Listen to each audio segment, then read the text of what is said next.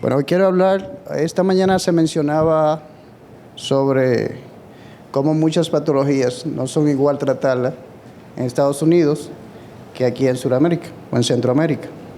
Entonces quiero hablar de este tema porque casualmente este tipo de patología, la neuroartropatía de Charcot, en nuestro país tiene una modalidad que no se trataba y más si estaba ulcerado de una manera adecuada y que por lo general lo que se le ofertaba al paciente era una amputación.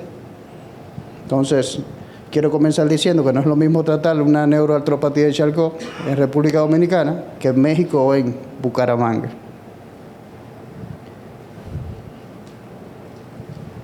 No tengo ningún conflicto de intereses. Brevemente voy a hablar sobre tópicos de la neuroartropatía de Charcot. La neuroartropatía de Charcot fue descrita por Jean-Marie Charcot en el año 1868. La prevalencia de diabetes mellitus de la neuroartropatía de Charcot es de un 0.08 a 7.5%, hasta algunos casos se ha reportado un 13%, según la Asociación Americana de Diabetes. El 70% de las personas pueden desarrollar una neuroartropatía, una neuropatía diabética, y de esta de 1 a 1.5% puede presentar un pie de Charcot. Entonces, también llamada osteopatía de etiología multifactorial. La artropatía que afecta es una neuropatía que afecta las articulaciones, y en esta lo que vamos a encontrar es básicamente una neuropatía con una pérdida de sensibilidad, donde va a haber un estado inflamatorio, va a haber un aumento de la vasculatura a nivel del miembro inferior, donde se va a desarrollar entonces una destrucción agravada de la morfología del pie, y esto va a empeorar porque el paciente va a continuar la marcha, claro, porque no tiene ninguna sensibilidad. Entonces esto va a producir una deformidad completa de la articulación del pie, asociada a una remodelación, un desplazamiento óseo y una calcificación desorganizada.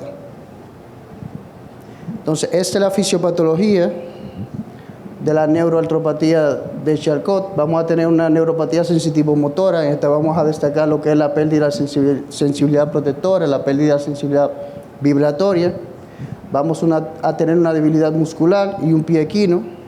A nivel de lo que es la neuropatía autonómica, vamos a tener una denervación simpática, pérdida del control vasomotor, aumento del flujo sanguíneo periférico, aumento del shunts arteriovenoso y un flujo sanguíneo elevado a nivel del hueso con hiperemia. Entonces, esto va a desencadenar que cuando el paciente tenga un estrés secundario a traumas menores, vamos a presentar entonces microfracturas trabeculares y fracturas y esguinces con mal protegidos, lo que va a desencadenar la deformidad del pie. Otros factores que pueden influenciar son las anormalidades metabólicas y trasplantes renales. Entonces, el Charcot lo vamos a clasificar dependiendo la clasificación de Echern-Holtz. Las presentaciones que vamos a encontrar por la cual el paciente va a nuestra consulta va a ser por un edema, un eritema en el pie, una inflamación, una hinchazón. Entonces, el Echern-Holtz describió 4 fases.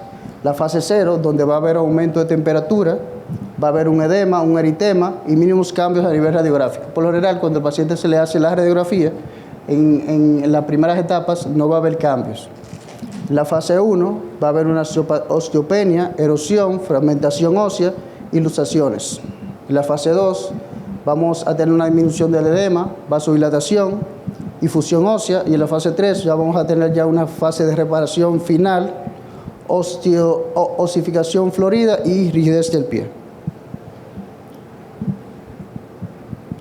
Entonces, estos son unos hallazgos que según patrones radiográficos de Sandberg y Freber, estas son las áreas donde mayormente, según el porcentaje, donde se puede producir la alteración a nivel de lo que es la neuroartropatía del Charcot.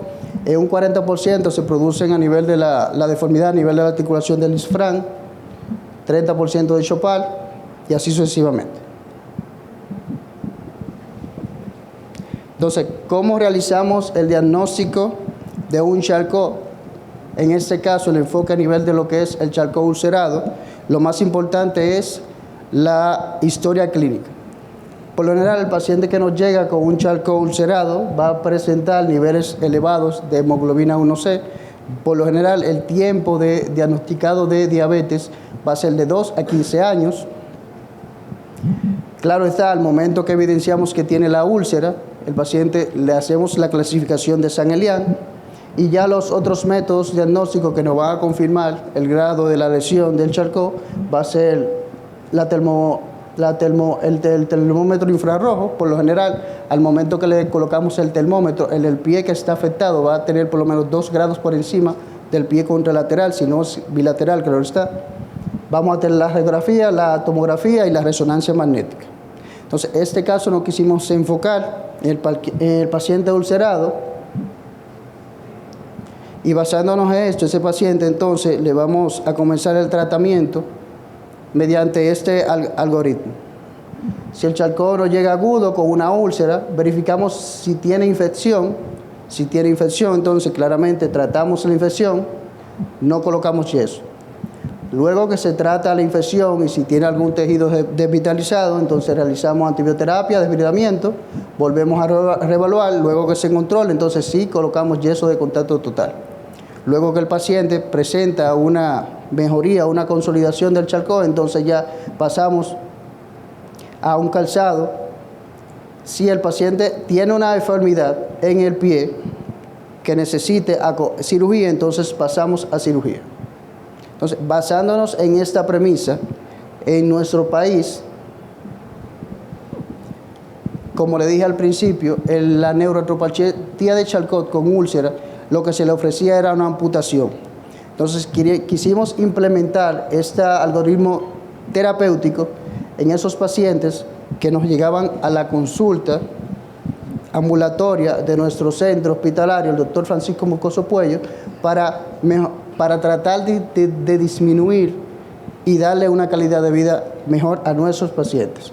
Entonces, tomamos como muestra 25 pacientes de nuestra unidad, que normalmente maneja un total de 150 a 180 pacientes diarios de pie diabético, básicamente. Entonces, se tomaron 25 pacientes que fueron evaluados, se diagnosticaron mediante examen físico, historia clínica, puesto en varias ocasiones. No tenemos el recurso radiográfico o tomográfico de resonancias de estos pacientes. Entonces, solamente 13 aceptaron el tratamiento con el yeso de contacto total, puesto que, no sé si aquí, aquí no sé, en su experiencia, doctor, el paciente de nuestro país, cuando le dicen que tiene una úlcera y que le va a poner un yeso, dice que eso se le va a podrir. Entonces, por eso solamente pudimos tratar a 13. Entonces, de esos 13 pacientes, todos los que aceptaron el tratamiento tenían una fase 1 de Chern-Hals. Se le hizo el tamizaje con la clasificación de St-Elian. Sacamos 10 con un St-Elian moderado y 3 que tuvieron St-Elian severo.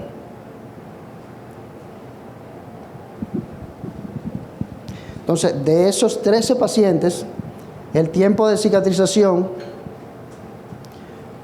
de uno de ellos, del severo, fue de 26 a 30 semanas, y hubieron 2 amputaciones, y hubieron 10 de St-Elian moderado que cicatrizaron de 20 a 25 semanas.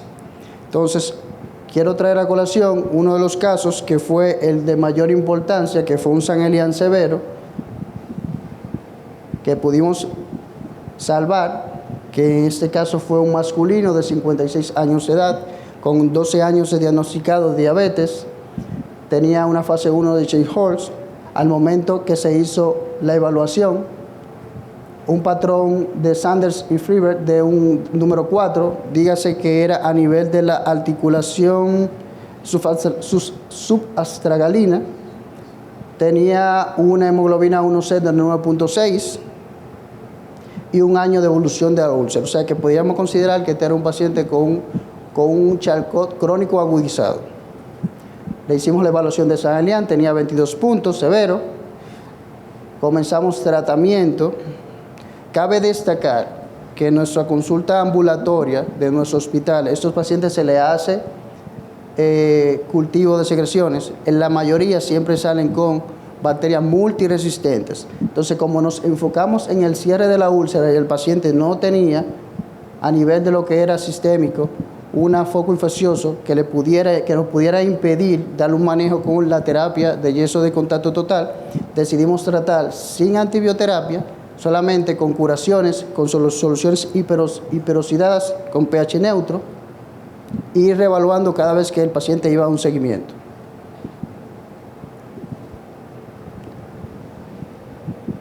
Comenzamos el tratamiento, el paciente ya con recambios de yeso de contacto total. Al principio comenzamos con un recambio cada 3 días, evaluando la úlcera. Al ver la disminución de las secreciones, decidimos continuar con la terapia. Esto fue a las 16 semanas. Aquí vemos cómo hay una disminución muy sustancial de la úlcera con el simple hecho de inmovilizar, hacer un control, claro, conjuntamente con el departamento de diabetología, hacer un control de lo que es la movilidad del pie, diciéndole al paciente que no apoye, pero en nuestro caso los pacientes son muy tercos. Aquí vemos que tiene una ulceración a nivel del quinto dedo, porque el paciente, a pesar de que tenía el yeso, él entendía que podía apoyar. Aunque aquí vemos las muletas que lo usan muchas veces de lujo. Aquí está cómo se colocaba el yeso. En estos casos se le dejan los dedos por fuera por la micosis y porque el paciente, la primera colocación que se le hizo, se quejaba de que se sentía la molestia. Luego continuamos con el tratamiento.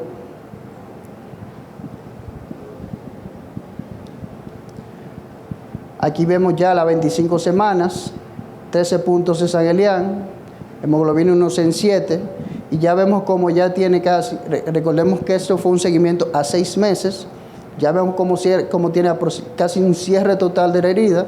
También es importante destacar que en la neuroartropatía de Charcot vemos afectado a nivel el hueso y también los músculos circundantes, dígase que la musculatura extrínseca del pie se ve comprometida, y aunque no tengo videos, al momento que el paciente llegó tenía una debilidad por completo de la articulación con una luxación, y ya a este grado de 25 semanas ya el paciente tenía un pie más rígido.